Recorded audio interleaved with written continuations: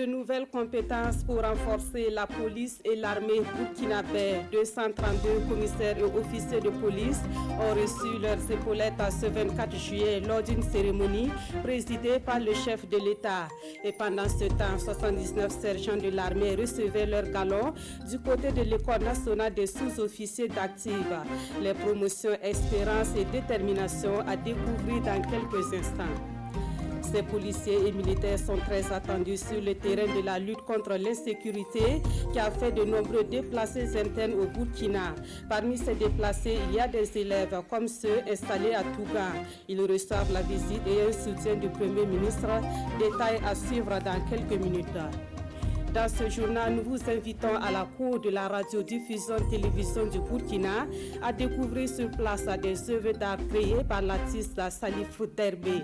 Quelles sont ces œuvres et quelle est la philosophie qui les accompagne? La réponse à suivre en fin de journal. Et puis, un invité dans ce 20h, nous recevons le deuxième vice-président de l'Union pour le progrès et le changement, chargé des questions politiques. Il est là pour parler du congrès de l'UPC qui se tient demain et qui est consacré à l'investiture du candidat de ce parti à la présidentielle.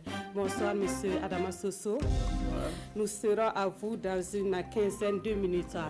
Bonsoir à tous, merci de nous suivre. Cela dit, la 4e promotion de l'Académie de police a effectué sa sortie ce 24 juillet. La promotion est baptisée Espérance par le président du FASO, commissaire pour les uns et officier pour les autres. Ils sont plus de 230 à recevoir leurs épaulettes au cours de la cérémonie. Jean-Hugues Béala, Moussa Ouedraogo, Ali Roubatini et Sébastien Zongo. Ils sont 232 élèves à l'honneur devant le président du FASO et toute la nation burkinabé. 32 commissaires, dont 2 de nationalité tchadienne et 200 officiers de police, déclarés dignes de porter les galons de leur grade après 2 années de formation initiale. Il y a eu des stages dans les commissariats de sécurité publique, en sécurité publique et en renseignements généraux. Et également, nous avons même effectué un stage hors du pays, notamment en Côte d'Ivoire, pour en tout cas aller avoir un partage d'expérience. Nous avons été préparés pour affronter toutes les difficultés et les différentes situations que nous aurons donc à rencontrer sur le terrain en ayant toujours un regard fixé sur le respect strict des droits de l'homme. Le ministre de la Sécurité exprime la joie et l'honneur d'accueillir ces nouveaux cadres de police, aptes les uns pour la conception et la direction et les autres pour le commandement et l'encadrement dans un contexte de défis sanitaires de Covid-19 et sécuritaire avec le terrorisme. Ces désormais commissaires et sous-lieutenants de police promettent d'épouser les valeurs de travail et de patriotisme et la devise de l'Académie, érudit pour la nation, l'excellence et le droit. La 4e promotion de l'Académie de police est baptisée Promotion Espérance par le président du FASO. L'espérance représente tout l'avenir que nous attendons. C'est pourquoi nous avons écouté avec beaucoup d'intérêt leur engagement à servir l'état de droit, leur engagement à veiller à la sécurité des biens et des populations. Nous sommes fiers de cette formation et saluons également la présence du Tchad par 2 commissaires qui ont participé également à cette formation, montrant ainsi chaque fois de plus que l'Académie a une audience non seulement nationale, mais également régionale et africaine. Cette 4e promotion quitte l'Académie de police avec 15,75 de moyenne générale pour les commissaires et 15,23 sur 20 pour les officiers. Elle laisse le fanion à sa cadette de la 5e promotion en cours de formation. Ambiance similaire à l'École nationale des sous-officiers d'actifs du camp général Bila Zagré. L'école a livré sa cuvée 2020, la 11e promotion baptisée Détermination. Les sergents qui reçoivent leur galon disent être déterminés contre l'adversité et les forces du mal. La sortie de promotion s'est déroulée en présence du ministre de la Défense nationale et du chef d'état-major général des armées, Roger Kam et Draman Guéné.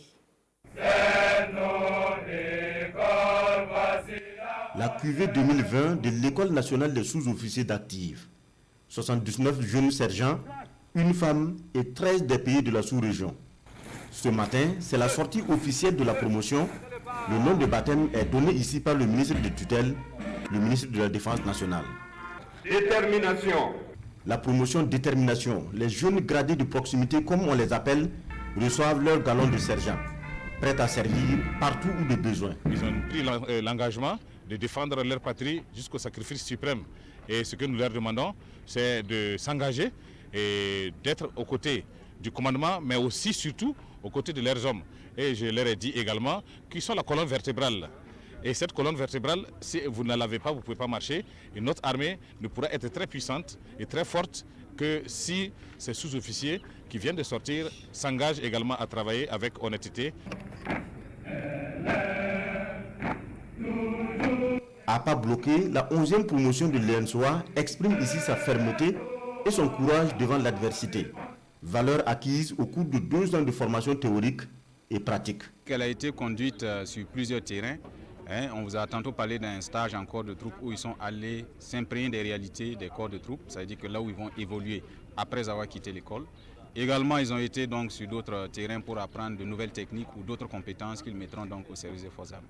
C'est lui, le sergent Aristide Gamboué, le major de la promotion. Il remet le fanion de la brigade selon la tradition à la promotion sœur, la 12e promotion.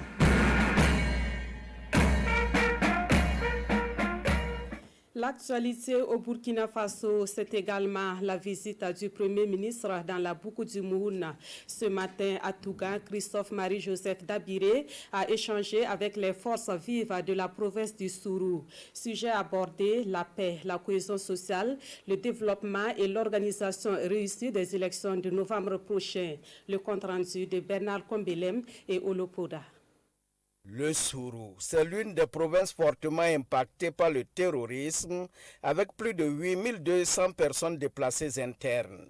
Ici, les attentes sont fortes et les défis sont nombreux. Vaincre le terrorisme, rouvrir les écoles, rassurer les populations et relancer les activités économiques. Les forces vives de la province parlent directement au chef du gouvernement burkinabé. Un dialogue direct pour recueillir les préoccupations des populations. La prise en compte des populations qui sont restées à Touéni, en tout cas dans les actions d'aide humanitaire.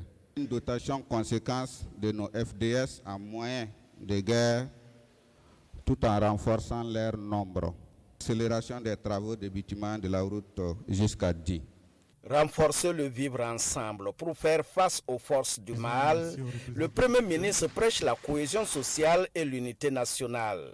Aux populations de la province du Sourou, Christophe Joseph Marie Dabiré exprime les efforts du gouvernement dans le maillage de la province par les forces de défense et de sécurité et surtout le renforcement de leurs capacités d'intervention. Sur les questions relatives à la lutte contre le chômage des jeunes, l'autonomisation des femmes, le désenclavement et le renforcement des structures sanitaires, le chef du gouvernement rassure.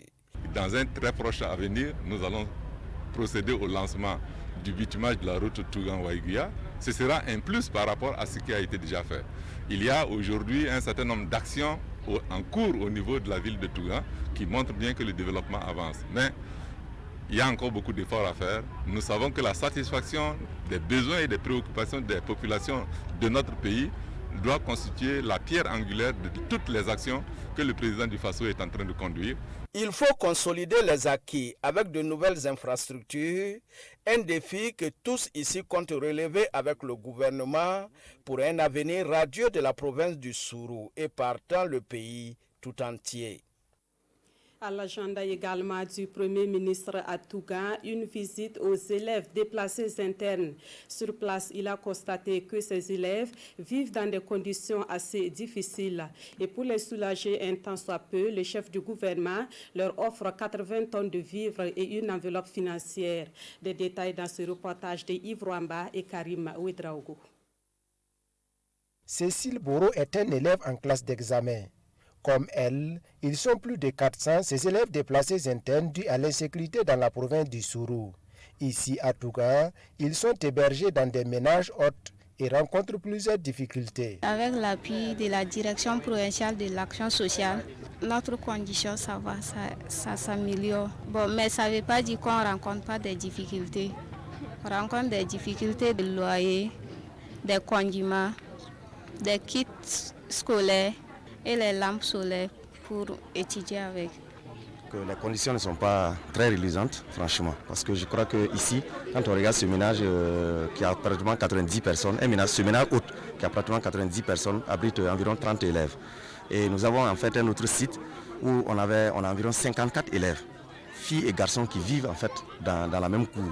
Voilà, donc c'est autant de difficultés en fait qui jalonnent vraiment en fait leur scolarité. Le Premier ministre Christophe Dabiré est venu s'enquérir de leurs conditions de vie dans une des familles d'accueil. Dans cette famille, on dénombre 90 personnes. Les enfants de cette zone qui a connu des difficultés sécuritaires sont venus, ont habité là, ont passé des examens, ont réussi.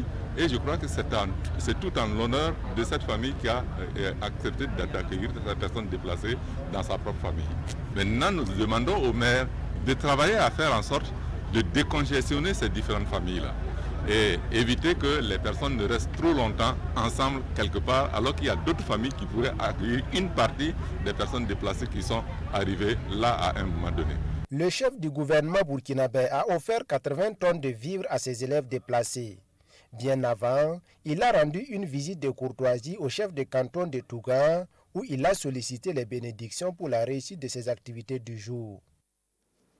Ici, dans la capitale, la solidarité se manifeste envers les déplacés internes de toutes les régions touchées par l'insécurité. Le Lalé Nabat Sigré et les commerçants de 15 Yard ont mobilisé 19 millions de francs CFA pour trouver des vivres et des vêtements à ces personnes. Il s'agit pour les donateurs d'une réponse à l'appel à la solidarité lancé par le président du Faso au profit des déplacés internes. Kwale Nebie et Issa Kanana.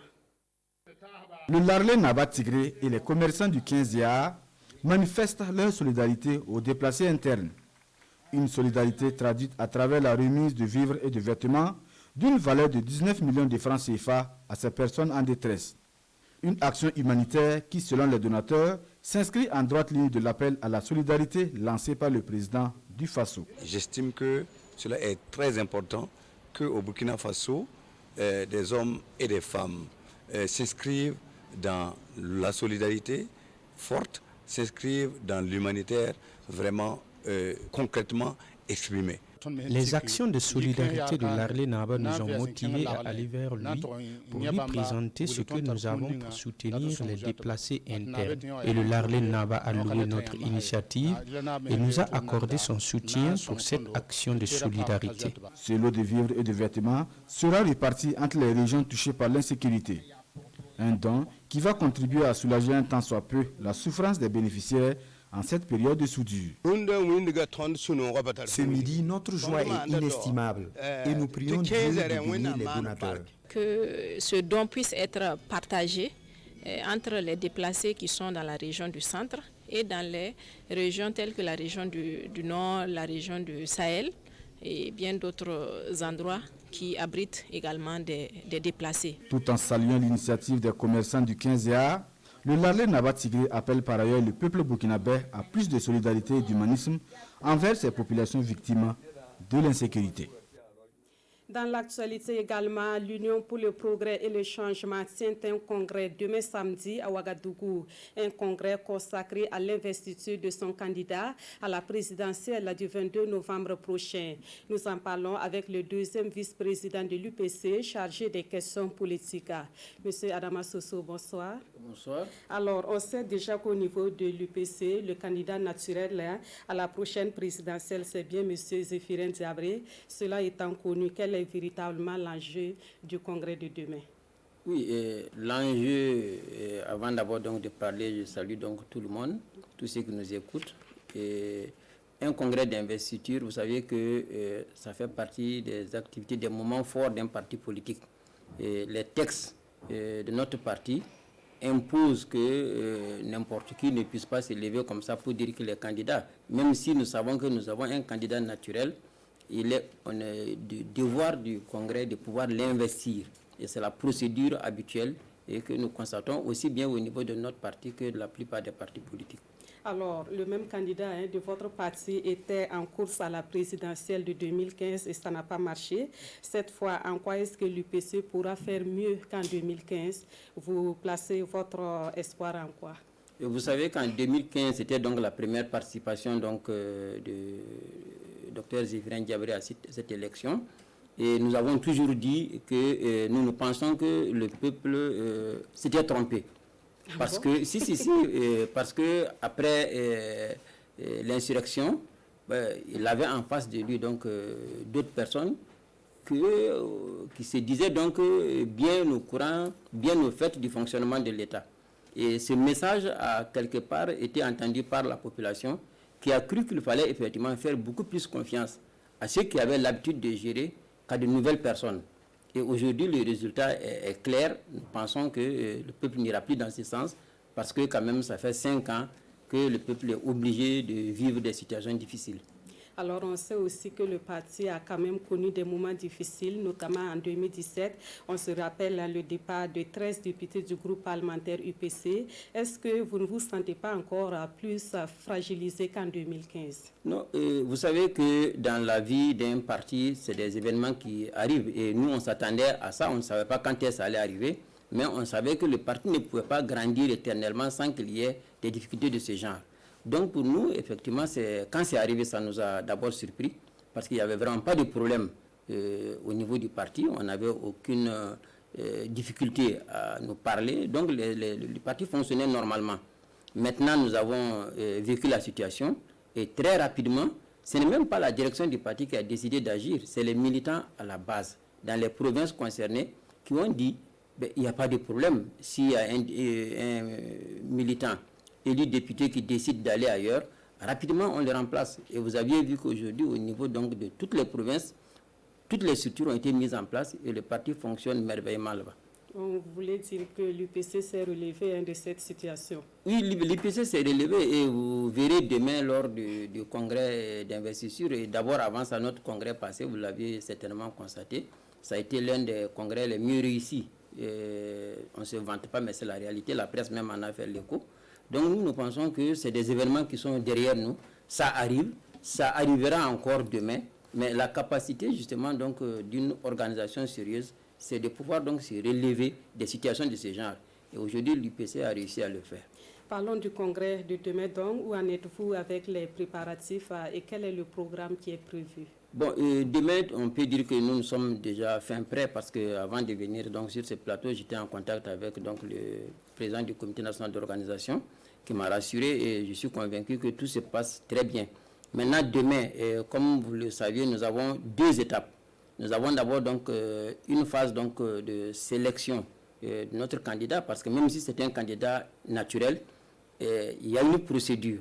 Et demain, donc, nous allons, à partir de 11h, donc, suivre cette procédure. Il y aura donc une partie où, uniquement entre les congressistes, parce que vous savez que c'est un congrès d'investiture, où nous invitons également les autres partis et d'autres personnalités. Ça veut dire donc, en début, ils assisteront à l'ouverture.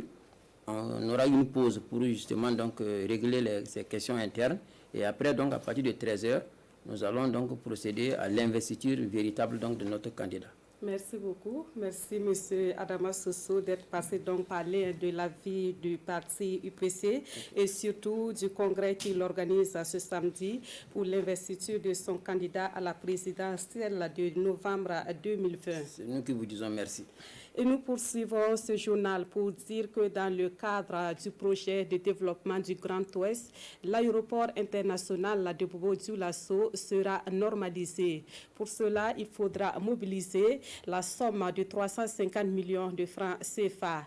Un partenaire financier veut accompagner le gouvernement dans la mise en œuvre de ce projet. Il a rencontré le comité de pilotage hier à Bobo-Dioulasso, Drissa Traoré et Karim Sissi.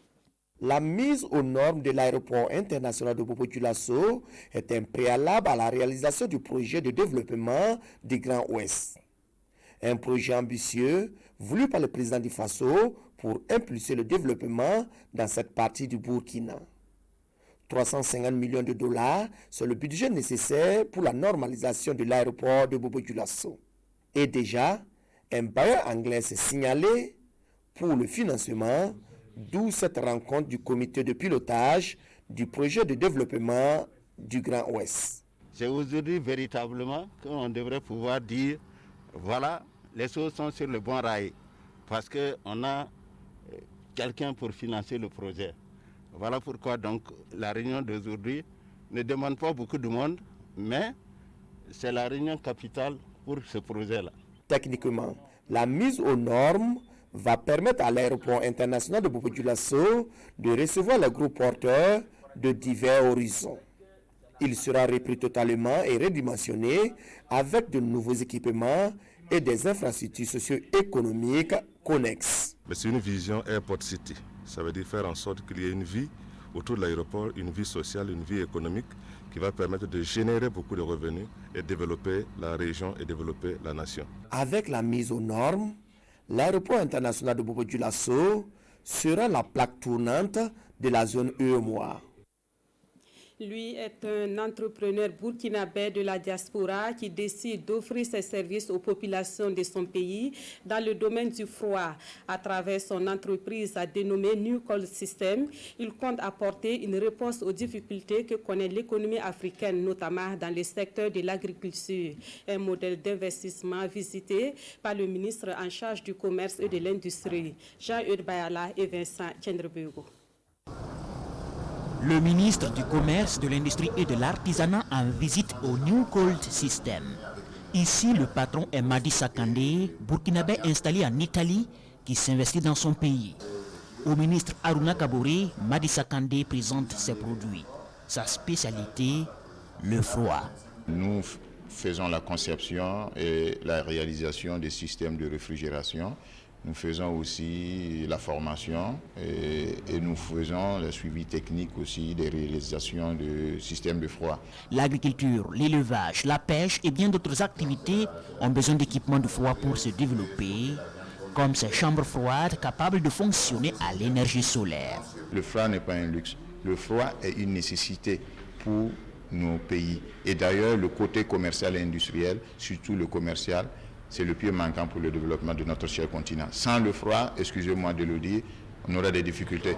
Après un tour complet du magasin en compagnie de l'ambassadeur Raymond Balima, le ministre s'en félicite. C'est un investissement donc majeur de la diaspora qui permet à la fois ici d'importer de l'expertise dans le domaine donc du froid au Burkina Faso, mais aussi de créer donc des emplois et de permettre donc à des jeunes techniciens d'apprendre davantage sur ce segment qui est assez stratégique pour le développement de notre pays. Je suis encouragé M. Sakandé et ses collaborateurs. En plus des produits vendus aux clients, Madi Sakandé forme volontairement d'autres personnes. Des stagiaires de plusieurs pays de la sous-région sont déjà passés par là pour tirer profit de ses compétences. Direction à présent le Centre-Est pour voir cette saisie importante réalisée par la brigade mobile de la douane de Tenkodogo. Elle a saisi des motos et d'autres produits frauduleux dont la valeur s'élève à plus de 50 millions de francs CFA. Les produits ont été présentés à la presse à Tenkodogo et nous voyons cela avec Konsun Koulibaly et Tanga Kafando. 28 motos, 254 cartons de cigarettes, 50 cartons d'amphétamine, 20 cartons d'herbicides et des pneus saisis sur le bilan d'une opération menée par la brigade mobile de la douane de Tenkodogo du 14 au 15 juillet à Kombouli dans la commune de Sawega. Selon le directeur régional de la douane du Centre-Est, la saisie de ce matériel frauduleux est le fruit de la collaboration entre les services de la douane et les forces de défense et de sécurité de la région. Tout d'abord, c'est un sentiment de satisfaction que je partage avec tous mes collaborateurs à cet instant-ci, d'avoir réussi une opération de cette envergure qui, dans l'histoire de la douane, n'est pas quelque chose de commun. C'est le lieu également aussi d'être reconnaissant à l'appui dont nous avons bénéficié de la part des FDS de la région. Occasion pour le directeur régional de féliciter ses hommes pour cette opération et d'appeler les opérateurs économiques à un civisme fiscal. La première solution, c'est la sensibilisation des opérateurs économiques sur le civisme fiscal. La sensibilisation, et pour nous la répression est une forme de sensibilisation. La deuxième solution, c'est de doter nos unités de surveillance de moyens adaptés. 54 millions de francs CFA, c'est la valeur du butin saisi au cours de cette opération, une opération au cours de laquelle aucun fraudeur n'a été appréhendé. Dans l'actualité également, le programme d'investissement forestier vole au secours des producteurs agricoles de IPLC, une commune rurale dans le centre-sud. Ce matin, le PIF a remis du matériel composé de charrettes à une quarantaine de producteurs. Cet appui permettra une diffusion des bonnes pratiques en matière de gestion durable des terres. À cela s'ajoute du matériel informatique remis cette fois à la Direction générale des impôts. Adama Guiti et Ernesta Kambiri. Pour une gestion durable des forêts, des espaces boisés et des terres, une approche innovante et participative est développée dans une trentaine de communes du Burkina, comme ici à IPLC dans le centre-sud. Et depuis 2017, des producteurs relais sont formés sur les bonnes pratiques agronomiques, agroforestières, zootechniques et pastorales dans la gestion durable des terres et des forêts. À quelques mois de la clôture du PIF, le programme d'investissement forestier, une quarantaine d'entre eux reçoivent ici des charrettes pour diffuser au mieux les bonnes pratiques acquises. Ces matériels vont nous servir à faire le compostage et puis faire les diguettes pour éviter ce que l'eau passe vite pour dégrader les terrains. Et pour garantir la durabilité des investissements, la Direction générale des impôts à travers le guichet unique du foncier est aux côtés du PIF pour l'accompagner dans la sécurisation foncière. Elle reçoit ici du matériel informatique et topographique.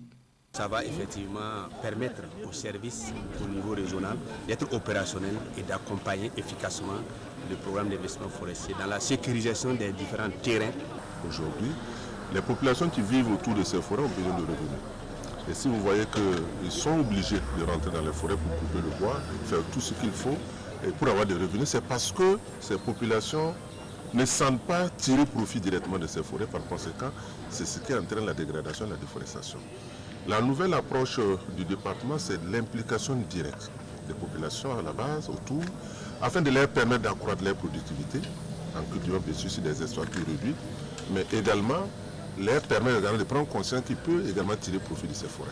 Et depuis 2017, une trentaine de projets de développement intégrés communaux sont ainsi financés dans le cadre du PIF au profit des populations.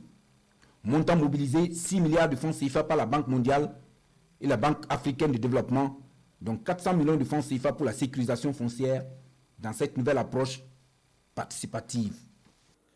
Dans le secteur de l'éducation, nous parlons de cette initiative dénommée DataMaSpeak. Comprenez par là, les données doivent parler. C'est un projet visant à promouvoir les performances de l'éducation et améliorer les résultats des élèves et des enseignants. Le Burkina Faso veut expérimenter ce genre d'initiative qui a déjà fait ses preuves dans d'autres pays. La cérémonie de lancement est intervenue ce matin à Ouagadougou. Urbain Benito Somé et Moumouni Soubega. L'initiative DataMaSpeak, où les données doivent parler, vise à utiliser les données existantes sur l'éducation comme un repère dans la prise de décisions politiques, à informer et à autonomiser les communautés. Son objectif, accroître l'équité dans l'accès à l'éducation et améliorer les résultats scolaires. Il faut faire parler donc ces données. Et moi, je partirai plus loin en disant qu'il faut non seulement il faut les faire parler, mais il faut les faire agir, puisque ces données devraient permettre d'avoir des orientations assez précises et donc les décisions se prendraient. En tout cas, dans le cas du Burkina, nous avons un système d'information qui est considéré comme en tout cas assez pertinent et performant. Maintenant, c'est leur utilisation qui est beaucoup plus le problème. L'initiative DataMaSpeak a déjà fait ses preuves dans plusieurs pays d'Afrique, selon le secrétaire général du ministère de l'Éducation nationale. L'UNICEF entend donc accompagner le Burkina dans la mise en œuvre. L'objectif de l'UNICEF, c'est d'aider le Burkina Faso à créer des conditions qui permettent à chaque enfant d'aller à l'école et d'apprendre. Aller à l'école et apprendre, c'est deux choses différentes.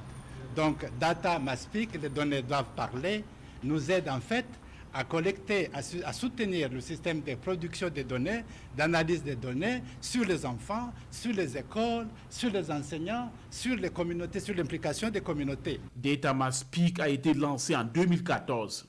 C'est une initiative cofinancée par le Partenariat mondial pour l'éducation, la Fondation Hewlett et le Fonds thématique pour l'éducation de l'UNICEF. Moment de bilan pour le SPONG, le secrétariat permanent des organisations non gouvernementales. La structure tient sa 45e Assemblée générale ordinaire ici dans la capitale. Le bilan de 4 années du mandat du conseil d'administration du SPONG et sa contribution aux efforts de développement du Burkina Faso sont les points essentiels abordés à cette Assemblée générale. Paul-David Bambara et Maxime Zango. Dans la vie et le fonctionnement des ONG et de leurs fêtières, il leur est fait obligation de tenir régulièrement des assemblées générales annuelles. Et cette rencontre 45e du genre répond donc à cette exigence statutaire. La tenue donc de cette assemblée générale aujourd'hui pour nous est le respect de nos engagements statutaires et c'est aussi le moment de bilan de l'intervention de toute l'année dernière. Et puisque nous sommes au terme de notre mandat, c'est aussi l'occasion de bilan pour 4 années de mandat du conseil d'administration. Le MINIFID, ministère de tutelle des ONG, invité d'honneur de la rencontre, par la voix du ministre délégué auprès du ministre de l'économie et des finances, a salué la contribution des ONG dans l'effort de développement du Burkina et invité les acteurs à poursuivre dans cette dynamique. Sur la période donc 2018 à maintenant, nous avons plus de 101 milliards de francs CFA qui ont été investis dans l'ensemble des 13 régions et surtout avec la période, la difficulté sanitaire que nous avons connue.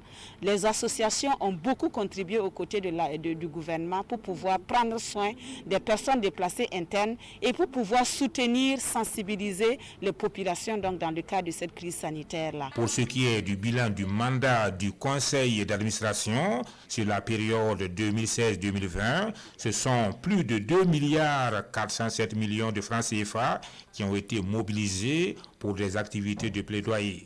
Des ressources qui ont permis au SPONG de porter la voix de la société civile dans les instances de décision, de suivre et de contrôler l'effectivité des politiques publiques. Cette assemblée générale sera mise à profit pour renouveler le bureau du conseil d'administration. Actualité dans le monde des médias burkinabés et je vous amène à Koudougou où la radio communautaire Palabre célèbre son 25e anniversaire. La cérémonie s'est déroulée hier en présence de nombreux invités dont le président du Conseil supérieur de la communication.